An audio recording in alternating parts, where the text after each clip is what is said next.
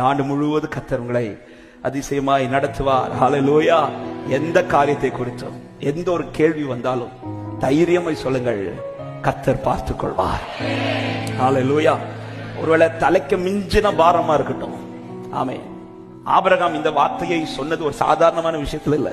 இப்பொழுது ஆபிரகாம் போய்கொண்டிருக்கிற பாதை என்பது ஈசாக்குக்கு தெரியாது, ஆனா ஆபிரகாமுக்கு நல்லாவே தெரியும்.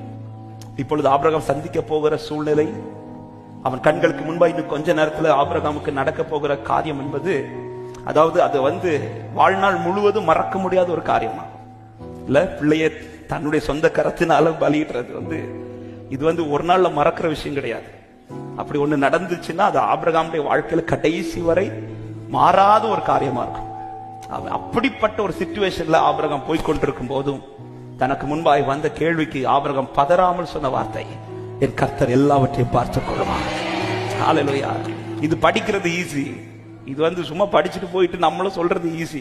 ஆனா அந்த ட்ராக்ல நடக்கும்போது சொல்ல முடியுமான்னு கேட்டா இது சான்ஸே கிடையாது.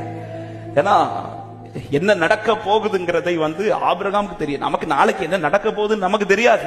ஆபிரகாமுடைய இருதயம் ஒரு வேதனை அப்படி சுமக்க வேண்டிய இன்னும் கொஞ்ச நேரத்துல ஆமா எப்படி, ஏன்னா சுத்தி பார்த்திருந்திருப்பாரு.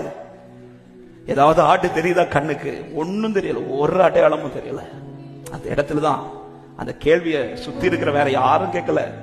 எந்த பிள்ளை பலியாக போகுதோ அந்த பிள்ளையே கேக்குது, அப்பா ஆட்டுக்குட்டி எங்க, ஆட்டுக்குட்டி எங்க? ஆமென். இன்ஸ்டன்ட் பதில், இன்ஸ்டன்ட் ஆன்சர்.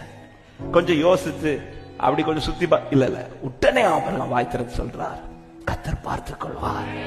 தேவ பிள்ளையை இந்த ஆண்டு ஒவ்வொரு விஷயத்திலும் நீங்க தைரியமா சொல்லுங்க, கர்த்தர் பார்த்துக் கொள்வார், கர்த்தர் பார்த்துக் கொள்வார். இயேசுவின் நாமத்தில் தைரியமாய் சொல்லுகிறேன், உங்களுக்கானது உங்கள் கரத்தில் வரும், உங்களுக்கானது உங்கள் கண்களுக்கு முன்பாய் தென்படும். ஹல்லேலூயா. இங்க இருக்கிற எல்லாரும் ஒரே சிச்சுவேஷனோடு இந்த ஆண்டு கால் வைக்கிறோமான்னு கேட்டா இல்ல. ஆமா, சிலருக்கு நம்பிக்கை பலமா இருக்குது, ஏன்னா அதுக்குள்ள அனுகூலங்கள் இருக்குது. ஆனா இதுல பலருக்கும் கடந்த ஆண்டு முடிவே கொஞ்சம் துக்கமாய் முடிந்திருக்கலாம். இந்த ஆண்டு துவங்கும் போது பல கேள்விகளோடு துவங்கலாம். ஆனா தைரியமாய் அப்படிப்பட்ட தேவ பிள்ளைங்க வலது கரத்தை உயர்த்தி சொல்லுங்க, என் கர்த்தர் பார்த்துக் கொள்வார், என் கர்த்தர் பார்த்துக் கொள்வார். எனக்காய் திறக்க வேண்டிய கரம் பூமியில் அல்ல, எனக்காய் திறக்க வேண்டிய கரம் பரலோகத்தில் இருக்கிறது. எனக்காய் திறக்கிற கரம் பரலோகத்தில் இருக்கிறது. எனக்காய் திறக்கிற கரம் பரலோகத்தில் இருக்கிறது. என் பாதைகளை கர்த்தர் பார்த்துக் கொள்வார். ஆமென். கடந்த ஆண்டை விட இந்த ஆண்டை கர்த்தர் உங்களுக்கு மிகவும் நன்மையாய் கர்த்தர் மாற்றி தந்த வாக்குத்தத்தத்தின்படியே எல்லாவற்றிலும் கர்த்தர் உங்களை திருப்தியாக்கி நடத்துவாராக. ஆமென்.